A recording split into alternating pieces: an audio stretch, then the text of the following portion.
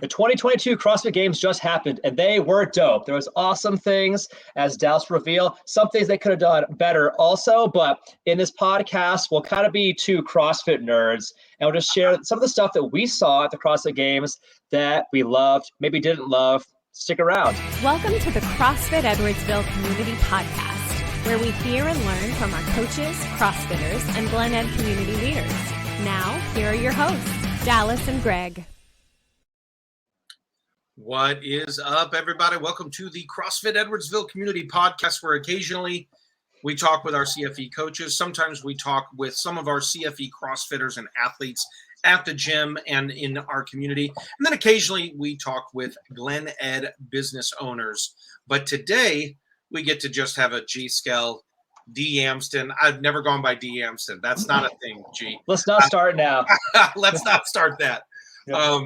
But we get to have a conversation specifically around the CrossFit Games. So I am super excited.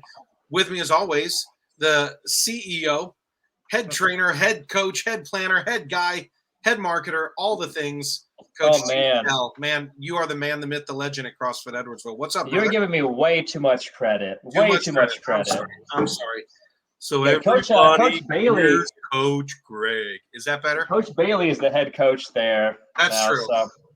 So anyway, I'm one of the coaching nerds, one of the CrossFit nerds around here, and I'm excited because I'm going to do all of the nerding today. With my dude Dallas, going to nerd out about the CrossFit Games, the stage for the fittest on earth. And let's make no mistake, that's what the CrossFit Games is. It's Absolutely. theater. It's theater. It's a stage for the finest athletes CrossFit has to offer to showcase their abilities and show what the 1% of the 1% of the 1% can do. And then really inspiring, though, for rank and file CrossFitters like myself to see people doing feats of strength, feats of fitness that really put a lot of perspective. Just What's crazy. That? They just do crazy stuff. It's insane. I'm always incredible things. Yeah. It's mind-blowing what the human body is capable of, especially as a CrossFitter. I have some frame of reference for just how spectacular it is to be able to do some of the stuff that they do. And in the podcast today, we'll talk about some of the things that we saw, some of the fitness events that happened, and our take on them. And I'll throw it to you, Dallas. Like, having witnessed some of the fitness at the highest levels, what were some of the things, maybe like the first thing that comes to mind when I say, what did you enjoy? What was fun for you? Well, first of all, I thought the programming was great. I thought there was a great range of programming available, and it was split up fairly evenly. I think it was maybe 2 years ago or last year even. You had 2 years ago, I guess it was. Cuts were happening so early on before you even had like a test of strength. So I thought the programming was very much more on point for the game. There's always there are some stalwart faces that we're used to seeing. Some people that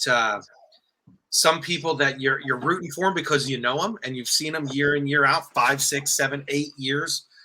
Some of these people, and then there's some newer faces where you're like, what the heck? Who's this rookie? And why are they so dominant this quickly? So I definitely had the people I was cheering for. I did have a couple people I was cheering against a little bit, which might be a little controversial to talk about, Chief, but there was a couple of people that I was like, ugh, why? All in all, though, it's crazy to me when you look at these top 40 athletes, men and women, and the teams as well. But when you're looking at these top 40 athletes in the world, it's just insane, the separation, even between the top 10 and numbers 30 through 40. But then when you think of 40 through 50 that didn't make the games, you're thinking, what was the separation fact? I missed a lot of the daughters this year, but we got a new one. We got a new daughter coming up the ranks. A lot of the daughters weren't there. Right. A lot they of weren't even at the event. Right. They didn't even make it to the games. So, but I enjoyed. There were so many elements of it I enjoyed. I didn't get to watch it all live. Some of it I had to watch in, chunks here and there after the kids went to sleep, etc. So I have some thoughts on the overall, which we'll get into. I have some thoughts on the overall production, on the YouTube element of it. Sure. And then my controversial, who did I not want to see succeed as much? Well, if we were to hang out just for a second with the programming, which if you're not in CrossFit space, that is our fancy pants term for the workouts or the fitness events. What were the tests of fitness that they did at the games? And up until this year, Dave Castro was the mastermind behind all the fitness events that the CrossFit Games would showcase. Yep. And I'm a very big fan of Dave Castro. We've talked about that on the podcast. I've met him personally. I think he's amazing, great ambassador for the sport. And he has, for many years, willingly played the heel, the villain. He plays the bad guy. He stokes the flames, stokes the fires of CrossFit. Did a great job with it. Now, he was part of the theater of the sport. Yeah. He was a part of the show and a showman in that, and he did a great job. Now, that said, this year, a new person was handed the reins to write the workouts, and we didn't really know how that was going to play out. How it did play out was we had a very fresh feeling set of events. So, my case in point, if we talk about this, the very first event, Bike to Work. Oh, I know you love that one. I love that one. Yeah. So the workout was, for time, 75 toe to bar, 5 mile bike, 75 chest to bar, 5 mile bike. Now that is so CrossFit. That is so CrossFit. You will not see that in any other discipline, any other fitness contest. That is so CrossFit, but it was fun to watch. Maybe the most important criteria of all. And I would say that just generally speaking, the vast majority of events were fun to watch, but they also felt fresh and different and creative and inventive. There was one of the events, I think it might have been the second event that actually happened on day one. The event 2 technically had to be postponed because of rain, but it started off with some pegboard climbs, including the skills legless pegboard climbs. I hadn't seen that before. And it went into, you had to do unbroken sets of jump rope. We'd never seen that before. Into 10 pistols on one leg, has to be single leg, has to be unbroken. The other leg can't touch down. We had never seen that before. Into a handstand obstacle course, including a handstand pirouette where you handstand into a box, have to do a full 360 before advancing. We had never seen that before. Jump rope, like they didn't call it crossover double unders. We had never seen that before. And you could say that for a lot of the things that we saw at the games. It was entirely uncharted territory for us as viewers. I found it very exciting, and I thought it was validation of the methodology. In CrossFit, we're training for the unknown and the unknowable. We're training to be good at anything that comes our way. And these athletes were being given challenges that they had never seen, never done before, and they were rising to the occasion. All the top athletes had no problem handstand pirouetting. They had no problem doing the legless pegboard ascents. If you haven't tried that, that is spectacularly difficult. Oh, I'm sure. It was fresh and different. There were things, speaking to the fresh and the different, there were things like that, the legless pegboard, even just changing the stuff in the Coliseum, the sandbag ladder on the fourth night, rather than the typical clean and jerk or some heavy barbell, to change that to the sandbag. I was like, oh my gosh, what a great shift in that. And then even changing up the location with the Capitol, what was it called? The Capitol Run or something? It's called, and the Capitol steps with the bags, and watching some of those implements that we've seen in the field before in the Coliseum, watching them happen on the street was fun too. So I thought it had a really fresh feel to it as well. Right. when the sandbag ladder event was first announced, all of the keyboard warriors online like had a fit. Like they were not okay Oh wow. about it. It Yeah, was I one don't of feel my like know favorite that, but like events. so what happened was it was announced and everybody's like, this is lame. They were not into the idea. We were all wrong. When I say we, I didn't actually hear about the event before it happened. I watched it on replay. Yeah. But the CrossFitters that had an objection to the event, like this is not going to be what we're used to. It's different. We usually test our strength with heavy barbells, right? Right. Never seen this before. Well, everybody that had doubts was wrong because that event was thrilling. It was so fun. It was so exciting to watch. So fun.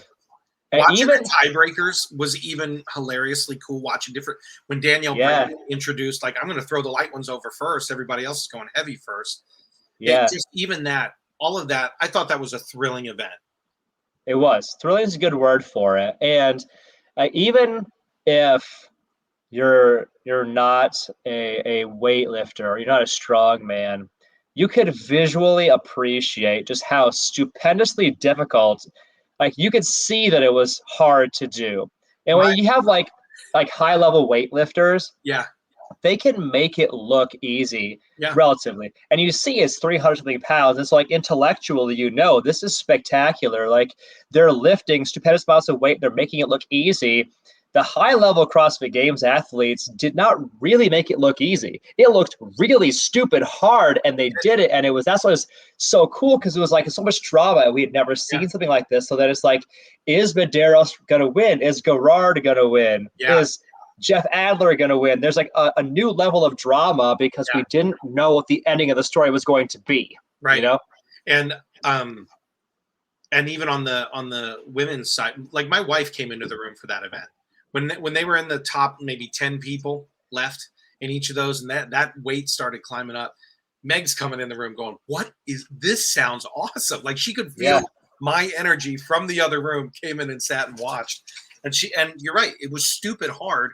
But also when we talk about that idea of functional fitness, the average person is not going to lift a barbell and have the perfect technique. I'm going to lift a bag of groceries. I'm going to lift my kid. I'm going to lift the things. So watching, not that my kid's 300 pounds, but still, if they are, we're having a different conversation offline, G, about my kid. But watching them have to learn and shift and do a new technique other than a clean and jerk or whatever it might be, having them lift this heavy bag, and they brought the rogue strongman in who was like, I forget the guy's name, where he's like, hey, they're going to have to do this and this, and watching like Medeiros do his different technique, trying to get that arm underneath. Yeah. Versus the guys who Fikowski did great in that event because he had longer arms. Yep. But then you have someone like Gerard who his fingers weren't even touching on some of the bigger bags. And you're like, how do you function with this? So that to me, that was one of those, really? And then it was like, really? Sort of moments. Yeah. It's like, question? But okay, this could be kind of fun and cool. And I felt that too with like rinse and repeat. Yeah. I think day 4 might have been my favorite day of programming overall. So tell us, for the audience, maybe they don't know, what was the rinse and repeat workout, just generally speaking? So the rinse and repeat was every 2 minutes, they had to do a 50-yard swim, and then they had to do, I think it was 8 cals first, and then it was like 10 cals, and then 12 cals or whatever. And they had to complete as many rounds on a ski erg machine, which is not an easy thing to get that flywheel going. And those first couple of calories, that takes longer than the last couple for sure. But watching those first couple of cals, everybody had like 30 seconds to rest before they jump back in the water at the 2-minute mark. It was basically, I mean, would that be considered an EMOM, even though it was like a 2-minute? It was an EMOM. Okay. But it was changing tasks. So every 2 minutes you have a new set of tasks. Right. You're gonna swim the same 50 meters, but round 2, 10 calories. Round 3, 12 calories. Round 4, 14 calories, and so on. Then it was go. Once you all had out in, and it was like as many calories as you can in the last 2 rounds. And so you'd be seeing these people hit the 12 calorie round with like 15 seconds left to breathe and kind of reset for the swim. And watching some of the swimmers who were prepared for that versus the people are not in the pool as often, who would do spectacularly if that was a run-in ski erg event. But watching just the overall, maybe I'm getting more buzzed about this as I talk. Maybe I enjoyed the events way more.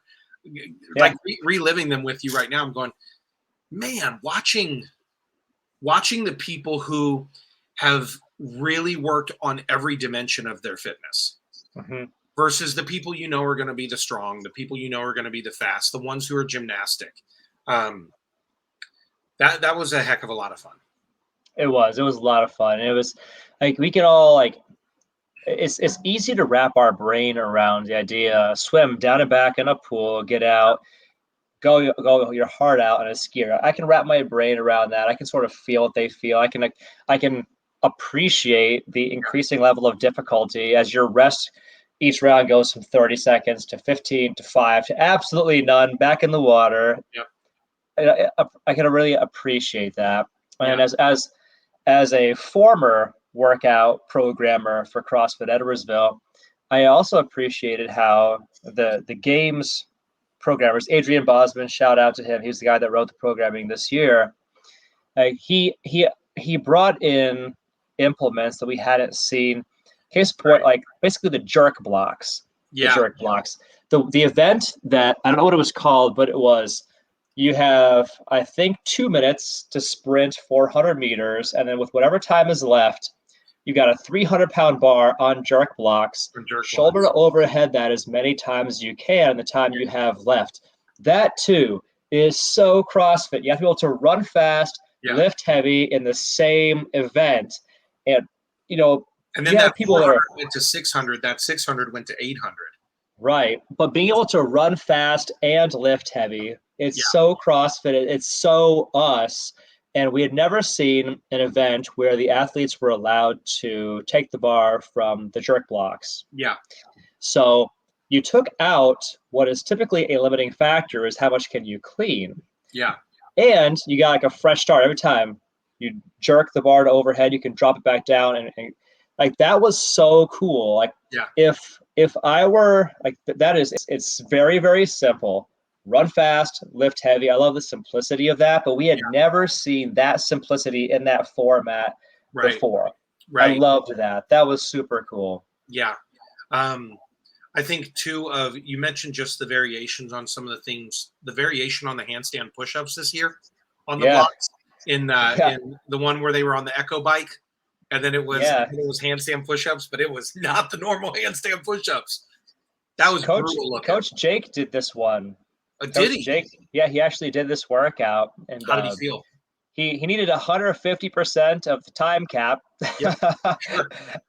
which mad respect, because I would have needed, I think, I've done the math on it. I think I would need 450% of the time cap to do that workout.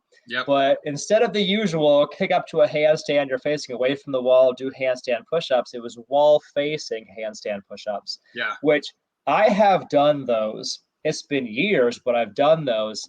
And I can tell you they are way, way, way, way harder than regular handstand push-ups. Then you throw that little wrinkle in that they were not just doing handstand push-ups, but was at a deficit also. That deficit. A free floating head deficit where your head doesn't have a tactile cue that you can bounce off of, right? You had to by feel identify, okay, I'm 3 inches past my hands, reverse direction, which requires a level of body awareness that maybe hadn't been tested. The ability to gauge distance in space without a tactile cue to it. Fantastic test of fitness, fantastically unique. Never saw that before. It was entertaining TV. Not the least of which reason was we had this good versus evil kind of dynamic happening within that event. Dallas. So you've referenced a little bit. There are people you're cheering for, people you're not cheering for. I want to know, who was Dallas cheering for? Who was Dallas not cheering for? Okay. So I'm going to sound very controversial right now. I'm ready for Tia to ride off into the sunset. Okay. I'm ready for her to be done. Wow. Like, she's so overly dominant that I actually found it's not fun to have her on the floor for me. Really? Even after day one where she wasn't winning? day one, I was like, okay, we have a competition. And she dropped the mic on that one. She's like, I'm all right. I'm ready for a fight.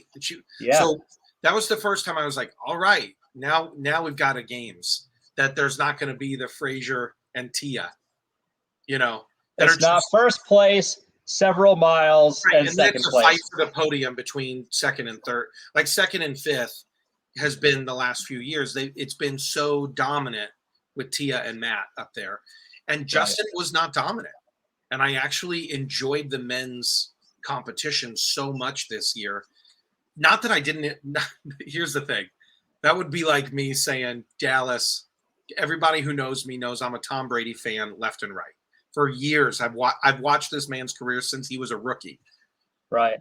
And although I am a Patriots fan for life, I will watch a Tom Brady game any day. But it would be like me sitting there watching him have a Super Bowl winning drive and be like, God, I can't wait for this guy to retire. I'm not a hater like that. Right. But what is she, 7 games now? 6 games? 6 in a row. 6 in a row.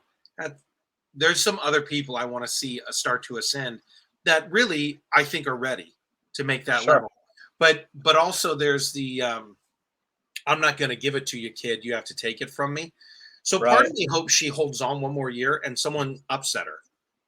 Because, there's a difference between going out towards the sunset and going out on your back, as the wrestling term would be. Whenever the, quote, old guy is ready to retire, he loses his last match to the person who's going to carry the torch. And it's just called doing the honors and going out on your back.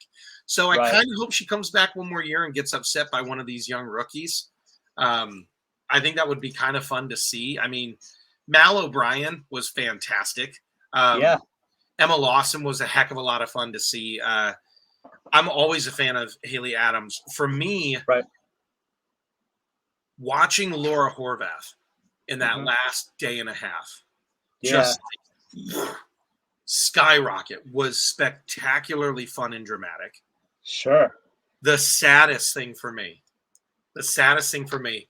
Ricky Garrard and Danielle Brandon, watching them hit their limit. When Ricky Garrard, and now I haven't heard your opinion yet, so you might not be a Garrard. But the first couple of days, I was like, all right, we have a men's competition with Krennikov and Garrard and even Quantin, Adler, like those guys. Was so much fun to watch this and watch Medeiros have to really fight. Right. And proof that to be the fittest in the world doesn't mean you have to win every event. Right. Medeiros is consistently strong, which is why he wins. Top 5, top 8, everything. Everything, all the time. And so he is so well rounded that it's really like, wow, you can be really great at everything. But Ricky Garrard, I found myself really rooting for him, like day one. Did you really? I did, but here's what happened. He was 87 points ahead at what was it, day 3, I think, and was still day 1, day 2. Yeah, and had that leader jersey on, and they interviewed him going into day 3. I can't remember, and they said this thing where they were like, "Hey, are you nervous? Are you feeling the heat?" And he said, the heat's not on me. The heat's on the other guys to catch up to me. Right. And I looked over to Meg. She was in the kitchen, and I paused it, and I said, that idiot. Yeah. And she was like, why? And I said, he's not even going to finish in the top 2. Really? You think so because of that? Hold on. I'm not sure I find the rationale. There was a thing he said that he was like, the pressure's not on me. It's on the other guys to catch up to me. Like he thought he won the games. Okay. At the end of day 2, midway through day 3, he's still wearing. I saw that interview. I remember that moment, and I just remember thinking, no, you should have said, no. My hope is to accelerate my lead. I'm going to try and keep pushing. I know there's some events coming up that aren't my strengths, so I have to have a very tactical approach to how I'm going to finish in those. Like I felt like, oh, you made a young guy mistake there, which he's not, but you made a young competitor mistake of thinking you're too big for your britches. That's it. Made me sound like an old man. So I just thought it was way too arrogant of a comment. Tia Claire Toomey can say, I want to fight. She can say that, and I'm like, all right, Tia, you got the game to say that. Garrard, you don't have the game yet to say that. So I was kind of like, oh, why did you say that? And then watching him descend in those last, that last game, he just crapped the bed in the final day.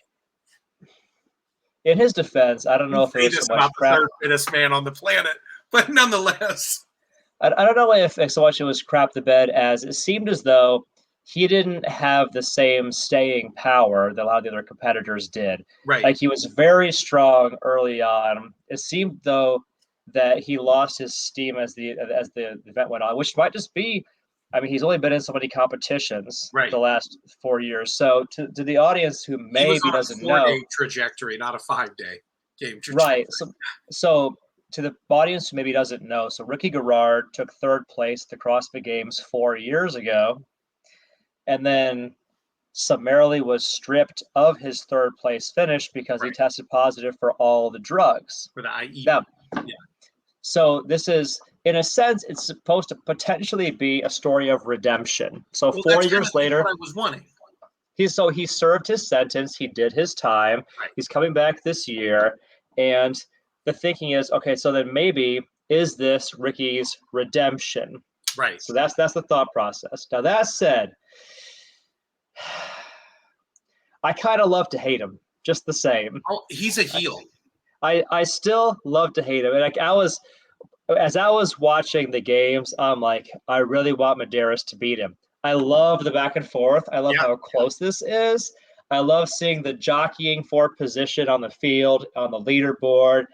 I wanted him to lose. I did. I get it. I didn't want something bad to happen to him. I just wanted him to lose.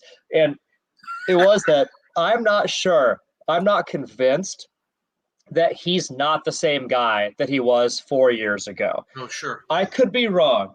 I leave the door open to redemption. I think everybody does deserve a second chance. Yeah. I am going to reserve judgment and wait just to be sure that he doesn't test positive for all the drugs this time. Right. So we'll see. I would hate to. We'll see. Yeah. But that said, I enjoyed watching, hoping he would be beaten. I also, as I step back, let's just say, for example, you take me out of the picture, I think that there would be some serious concerns. Let's just say, for example, Ricky wins the CrossFit Games. Yeah. Now the CrossFit Games winner is an established performance-enhancing drug user. It definitely. The optics of that, maybe not awesome optics on that. Yeah. The CrossFitters got beat by the guy who was the performance-enhancing drug user. Maybe not a great. I don't know. Sure. But I think for me the story was: will there be redemption? Mm-hmm. Will he come back cleaner, fitter, faster, better? So that, but it was when he said that thing, I go, oh, you're still the heel. You haven't done a babyface turn yet. I know I'm using wrestling lingo there, but that to me was like, oh, I kind of was rooting for him. I loved seeing Krennikov those last couple of, dude picked up steam as he went. He seemed stronger on day 5. Yeah, absolutely. Than he did on day 1. And I don't know if the events were more catered towards his strengths, but it just seemed like, boom. There's a couple other people, Patrick Vellner, Noah Olson, some of the mainstays, Fikowski. I don't know what to think with Vellner anymore. You're like, what do you mean? He's always middle of the pack for me. And I want to middle of the pack in terms of performance or middle of the pack in terms of your fandom? Performance. It's almost like I always want to see him do better. I'm always like, come on, Vellner. I know you can. That's kind of how I felt the last few years with before her injury started taking over with Sarah Sigmund's daughter. Sure. Like, I wanted you to just elevate just a little bit. And I don't know what's going on with him. I don't know what's going on with Olson. Now there's all the stories like, did so-and-so have a bad back injury? Or like there's the stories we don't know. I don't know if Fikowski, I don't know if he's going to continue. Fikowski and Vellner both. I don't know what the future holds with them. I'm a fan of both of those guys. Yeah. Dusty from the gym. He picked Vellner to win the CrossFit Games. I think we're all fans. We're all fans of those guys. We want them to win. I guess it just shows. My takeaway from that is just how stupendously difficult it must be to win the CrossFit Games and be consistently on the podium Right. When it's very clear you got spectacular athletes like Valder and Fikowski that fall to the middle of the pack when there's, I don't know, a different flavor to the programming. Right. What do we see happening for Guy Mayeros in the next 2, 3, 4 years? He's a fan favorite, man. He's a stud. He's got the look of a winner. Yeah. He's exciting to watch. He can do all the cool things. I think it's I mean, now that he trains with Team Mayhem, right. I'm not sure how this year's finish compared to last year's finish for Guy Mayeros, but like he's on everybody's radar. Right. And that matters a lot. Like everybody, the more people that know about you, he has a way bigger fan base than he had 2 years ago. Yeah. I think we're all Guy fans. It's a question of where does he go from here? Well, and I know we're all fans of these people. Again, there's not characters; these are people. So for you, with like Gerard, he's a bit of a heel, but I kind of sometimes like that. But for me, and take it over to the women's side here for a second. Yeah, I want Tia to be done. I'm looking at her score: 11:58, 10:45 was the next closest. That's actually closer than it was last year. Sure. But for me, the disappointment for me was watching Danielle Brennan hit the wall on day 5. Yeah. I don't know. Watching her come up and be 5th and then 4th and then take over the 3rd spot, and then watching her just kind of really she didn't even finish one of the events. I'm forgetting which one it was. She didn't make the time cap on the event with the front squats. Okay. But I was kind of like, dagnabbit, she's kind of becoming one of those standout superstars, social media superstars, and just right. She's fun to watch. But I literally saw her hit the wall. She hit the gates on day 5. We talk about approaching the gates of hell, and you definitely saw it. And there was a moment in one, I think it was the sled push one. She messed up the sled push, the alpaca, where you had to unload the kettlebells. Right. And there was a moment they showed her that I went, oh, she's done. The games are over for her. She's not finishing in 3rd. I think, if I'm not mistaken, I could be wrong about this. I think that Danielle Brandon was a rookie to the CrossFit Games 2 years ago. Yeah. So you might just give her a little bit of grace on that. Oh, sure. Maybe she hasn't yet built that games level stamina across 5 days. Right. She was very strong. She was top 5, top 3 constant for much of the weekend. Yeah. So no, I don't think she's gonna. I think she'll be back. And she's another one of those people, like she has the look. Like she just looks like a badass. She looks like a killer. She looks like a killer. Yeah. I think she'll be back. She's on everybody's radar. She got the fans backing her. I think the opportunities for her to level up her training will be greater. She'll have more sponsorships. I felt bad because I was like, she's going to be one of the top 3 for sure. Right. And on day 5, I just saw it. I went, she's done.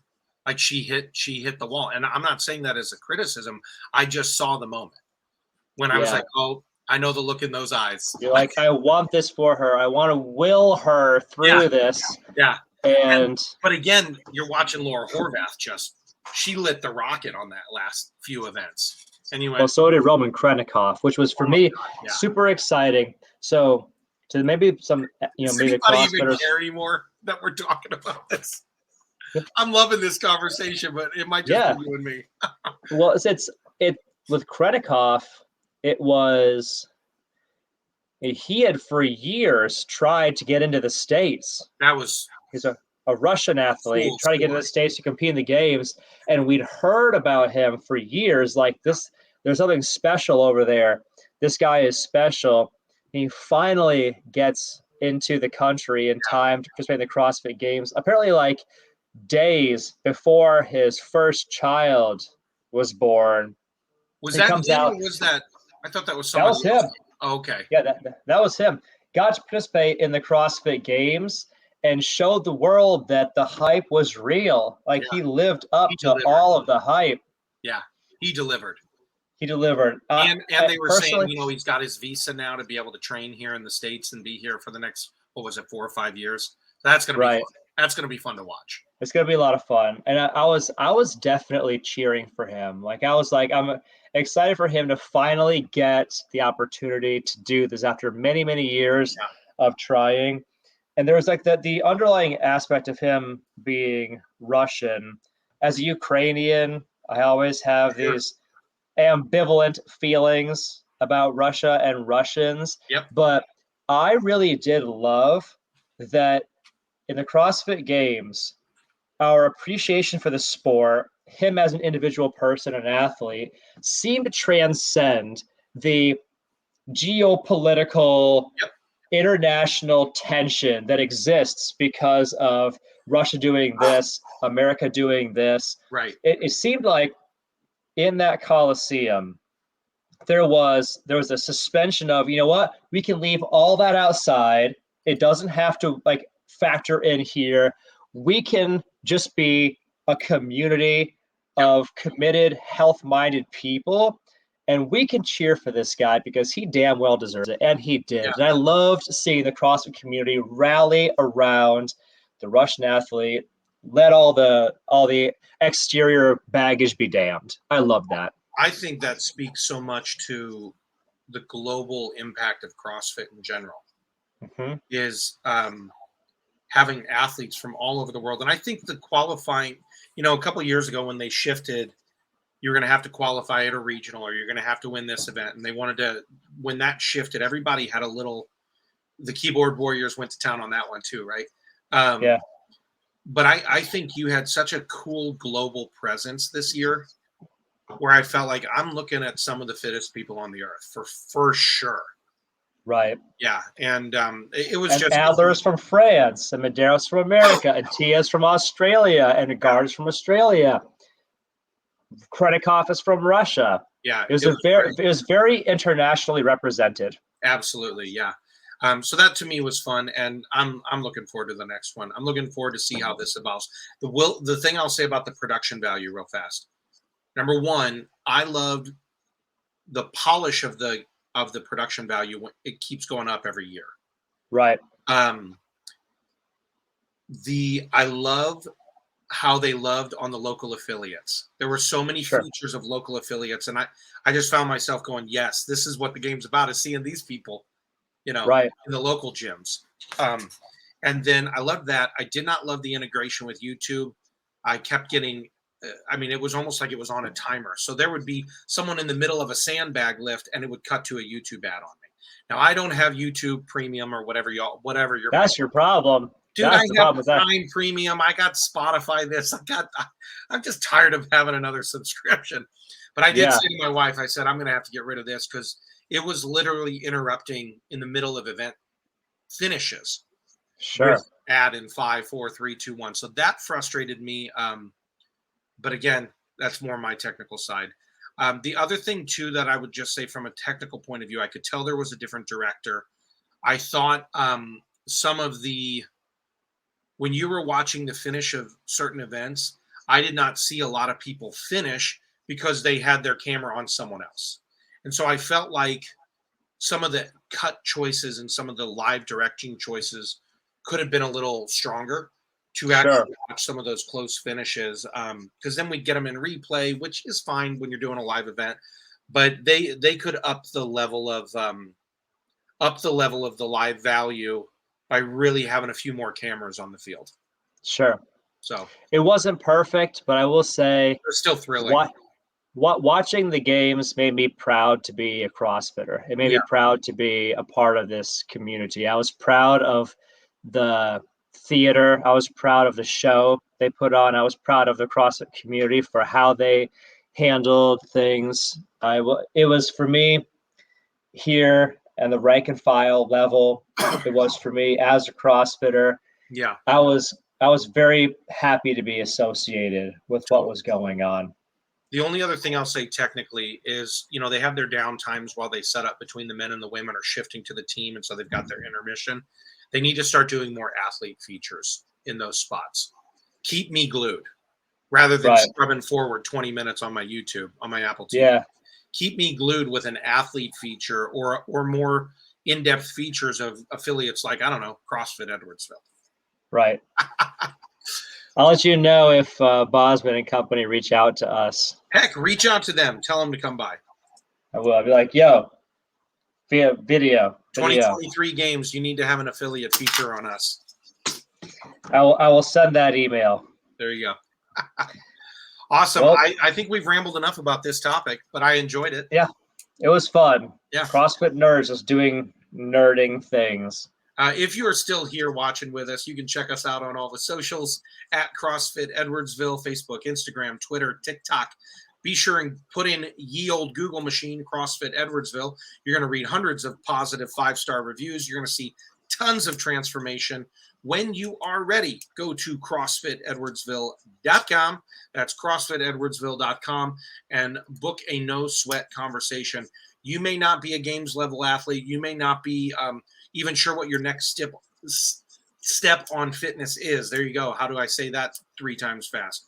If you don't know, book a no sweat conversation with Coach G or one of our coaches so that we can talk to you about how you can look better, feel better, and perform better, not just in the gym, but in life. So be sure and go to CrossFitEdwardsville.com. We'll see you in the next episode. Coach G, thanks all the much, my man.